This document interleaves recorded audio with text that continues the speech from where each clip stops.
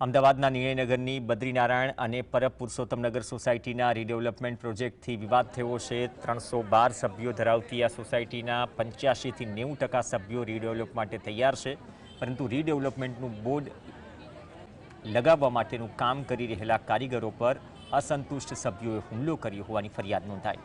આ હુમલામાં અશોક અને નાગેશ્વર દેસાઈનું નામ સામે આવ્યું। સોસાયટીના પૂર્વ ચેરમેન સાથેના જૂના કૌભાંડની અદાવત રાખીને સભ્ય સરલા ગામિતને યુપીથી ગુંડા બોલાવી ગનથી ઉડાવી દેવાની ધમકી આપી હોવાનો પણ આક્ષેપ છે।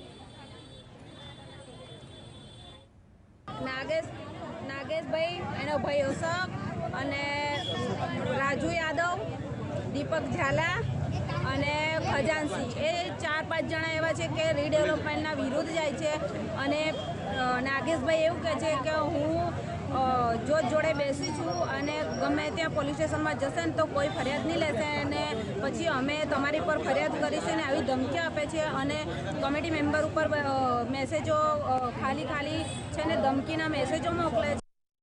નગર કોઓપરેટિવ સેક્ટર 8 માં રહું છું। સેક્ટર 8 એમાં અમારી રીડેવલપમેન્ટની કાર્યવાહી ચાલી રહી હતી। એ દરમિયાન અમે ગઈકાલે અહીંયા બોર્ડ લગાવવા આવ્યા તો એ દરમિયાન અહીંયા રહેતા શ્રી અશોકભાઈ અને શ્રી નાગેશભાઈ રબારી બે અમે અડચણરૂપ થયા અને જે છોકરાઓ હતા મજૂરો એમની ઉપર હુમલો કર્યો।